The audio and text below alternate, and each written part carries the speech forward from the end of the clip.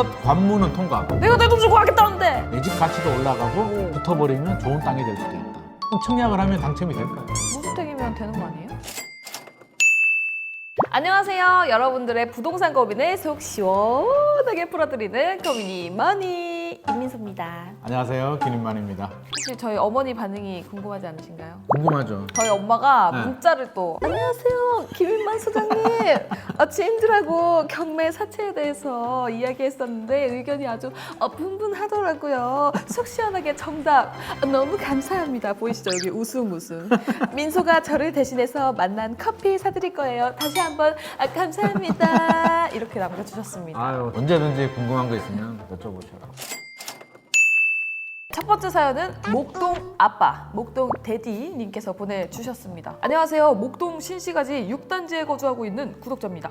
현재 거주하는 평수는 14평으로 혼자 거주하다가 약 1년 전에 결혼하면서 신혼집으로 살고 있습니다. 최근 아이가 생기면서 넓은 평수로 이사가는 것을 고려 중인데요. 살고 있는 곳이 재개발 중이라 투자 관점에서는 보유를 하고 싶긴 한데 실거주 환경으로는 만족이 되지 않아서 이사를 하고 싶은 상황입니다. 다만 부동산 경기 여파로 매매가도 약 2억 가까이 하락했고요. 최근 토지거래 허가구역이 재지정되면서 매물도 쉽지 않은 상황인데요. 여러 가지 상황을 고려했을 때 거주하면서 타이밍을 기다리는 게 맞는 건지 아니면 다른 좋은 방법이 있는 건지 조언 부탁드립니다. 라고 사연을 주셨습니다. 제가 고민이 머니 MC의 감으로 봤을 때 여기 네. 재개발, 목동 무조건 좋은 거 아닙니까? 재개발이 아니고요. 재건축. 똑같은 거 아닌가요? 재건축은 강남이나 목동 생각하시면 돼요. 목동이 다 좋잖아요. 네. 도로도 좋고 너무 학교도 좋죠. 있고 뭐 있을 거 다 있는데 네. 문제는 집이 오래됐다는 거예요. 그럼 어떻게 해야 돼요?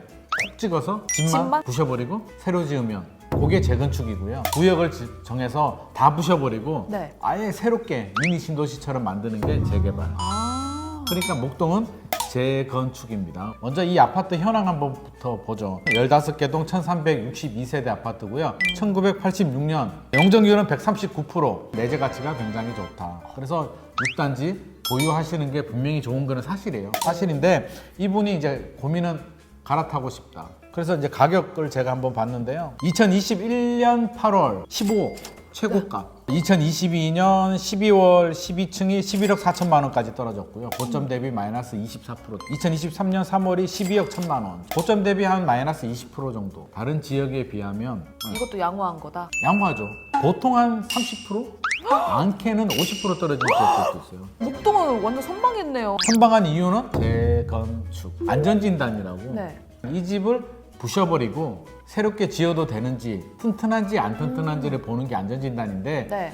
목동 신시가지가 14개 단지가 있거든. 2개 단지 빼고는 안전진단이 이제 다. 6단지도 거기에 포함이 되는 거죠? 6단지 같은 경우도 포함되죠. 그러니까 6단지가 안전진단 통과했으니까 첫 관문은 통과. 또 토지거래 허가가 걸려 있잖아요. 토지거래? 땅 거래하지 마라? 그렇죠. 오. 지금 우리가 개발하려고 하는데 이 투기 들어와서 땅값이 올라가면 개발에 지장을 주니까 투기하지 마. 응. 혹시라도 사고 싶어 하는 사람들 있잖아요. 응. 그러면 허가 받아. 근데 허가 어지간하면 안 해주겠지. 예외적으로 해줄 수도 있지. 필요한 사람들이 있을 수도 있잖아요. 기준이 있어요. 주거 지역들 60제곱미터. 초과되면 허가를 받아야 돼. 농지는 500제곱미터, 임야는 1000제곱미터인데 이거를 그대로 끌고 와서 서울에도 적용을 했어. 왜? 아파트를 사는데 허가를 받아.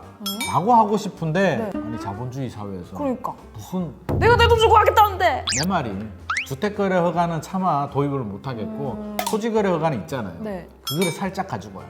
근데 아파트가 무슨 땅이 있냐? 나는 생각 안 들어요. 대지 지분이라고.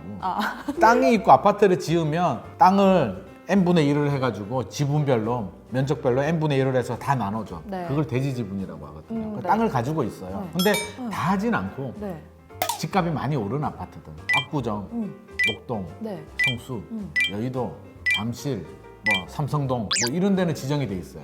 그래서 목동도 토지거래 허가로 묶였다. 한 번 묶이면 5년 동안 가고요. 1년 단위로 갱신하는. 4월이 이제 3년차 갱신할 때야. 목동 주민들 같은 경우는 떨어졌는데 이제 풀어줘도 되잖아. 풀어주리라고 기대를 했는데 이번에 안 풀어줬어요. 1년 더 연장. 이분이 가지고 있는 집을 팔려면 이 아파트에 들어와서 사시는 분들 네.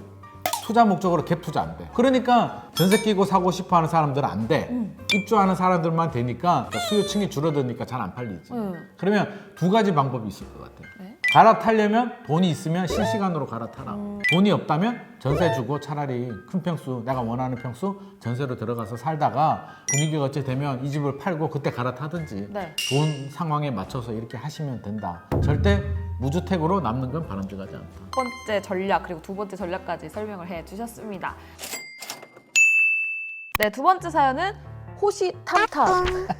부동산은 호시탐탐 노리고 호시탐탐 있는. 기회를 노리는. 그쵸, 호시탐탐이기. 우리 고민이 뭐니를 호시탐탐 보면서 네, 기회를 노리는 것 같습니다. 같이 한번 보시죠. 소장님, 저는 영등포 육가의 부모님과 함께 거주 중입니다. 집이 골목 안 가운데에 있어서 집을 팔고 청약을 넣어볼까 하는데요. 번번이 앞집 때문에 팔리지 않습니다.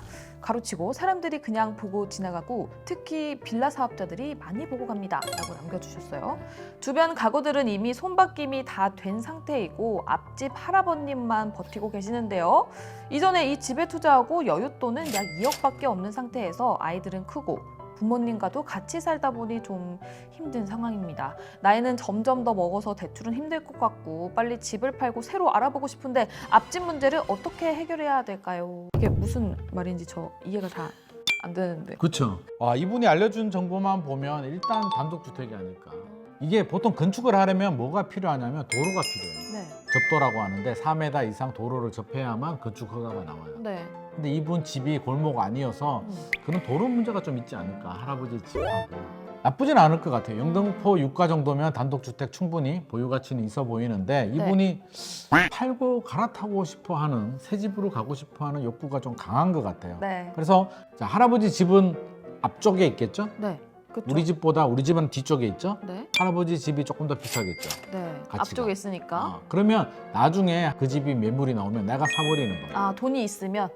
대출 받아서 사버리게 되면 어떻게 되냐면 좋은 땅이 하나로 돼버리는 거예요. 그쵸. 그럼 내 집 가치가 올라가죠. 그럼 할아버지하고 같은 가치가 돼버리잖아요. 붙어버리면. 네, 그쵸, 그쵸. 그러니까 돈이 있으면 기다렸다가 그 집을, 할아버지 집을 사서 내 집으로 만들어 버리면 내 집 가치도 올라가고 붙어버리면 좋은 땅이 될 수도 있다. 내가 지을 수도 있고요. 네. 아니면 건축업자한테 팔아도 되지. 그러니까 두 가지가 다 가능한 거예요. 만약에 4층짜리로 짓는다면 꼭대기층 4층은 3룸으로 만들어서 내가 거주해도 돼요. 그래도 되죠. 그래서 꼭대기층은 가급적이면 방 3개 3룸으로 만드는 게 좋아요. 왜냐면 내가 거주해도 되고요. 나중에 내가 팔 때 내 네. 집을 사는 사람이 은퇴하고 이제 요거 하나 사가지고 네. 노후 준비하시는 네. 분들이 있는데 아파트 팔고 3룸으로 들어오고 자기가 관리하면서 월세 받는 사람들이 꽤 많아요. 그렇겠다. 그러니까 꼭대기층은 3룸으로 만들어두면 굉장히 요긴하게 나중에 팔 때도 좀 유리하고 네. 자금이 부족하면 전세로 돌리면 목돈도 좀 들어오니까 지으려면 그렇게 짓는 게 좋을 것 같고 또 생각을 해야 될 게 뭐냐면요. 이분이 새 아파트 뭐 청약 이야기 하잖아요. 청약 넣고 싶다고. 근데 이게 저는 현실적으로 답이 잘 없는 게 네. 자, 지금 집이 있죠? 네. 팔아요. 네. 무주택이 되죠? 네. 그럼 청약을 하면 당첨이 될까요? 무주택이면 되는 거 아니에요? 무주택 기간이 오래돼야 돼요. 보통 우리가 이제 뭐 레미안, 힐스테이트, 뭐 네. 이렇게 푸르지오 이런 아파트들을 할 때에는 민영 아파트잖아요. 네네. 청약 가점제가 적용이 된다. 청약 가점은 어떻게 구성이 되냐면 무주택 기간, 통장 가입 기간, 네. 부양 가족으로 84점 만점인데 무주택이 15년 이상이 돼야 32점 만점이 나와요. 근데 이분이 이제 집 팔고 이제 무주택 1년, 네. 6개월 1년인데 점수가 안 나오지. 안 나오죠. 안 나오는데 좋은 아파트 힐스테이트를 당첨될 가능성이 거의 없다. 거의 없다. 팔고 청약을 한다는 건 굉장히 무모하다. 제가 볼 때는 굉장히 무모하고 팔았으면 차라리 기존 아파트를 집값 떨어졌을 때 하나 사든가 네. 금매물을 사든지 아니면 미분양이나 뭐 여러 가지 뭐 있으면 빨리 내 집 마련을 해야지. 네. 그 답이 안 나오면 팔지 마라. 왜? 우리 아파트는 올랐다 내렸다 하는데 땅값은 어지간하면 계속 우상향해요. 네. 조금씩 올라가기 때문에 네. 답이 안 나오면 팔지 마라. 그럼 또 우리 소장님이 잠깐 얘기를 하셨어요. 아파트 미분양이 많이 나고 있으니까 내 집 마련 기회를 잡을 수 있다. 네. 거기서 저는 꽂혔습니다. 저 그거 사도 막 되는 거예요. 미분양? 네. 왜 미분양이 나는지 이유를 알아야 돼. 아파트는 좋은데 부동산 시장이 안 좋은지 아니면 아파트 자체에 문제가 있는지를 확인한 다음에 시장이 문제다. 시간이 해결해 줄 수 있다 그러면 그런 미분양을 노려보셔도 좋겠다. 또 이렇게 즉석으로 질문을 드렸는데 답변을 이렇게 막 이렇게 해주시고 두 번째 고민도 코난같이 막 이렇게 분석해가지고 해주시고 그러니까 여러분들도 고민이 있으시면 댓글이나 고정 링크로 많이 남겨주시면 우리 소장님이 알아서 다 해주실 겁니다. 저는 옆에서 북치고 장구만 칠게요. 오늘도 부동산 고민을 이렇게 해결을 해주셨는데요. 여러분 댓글 많이 남겨주시고요. 자, 부동산 고민이 머니. 머니.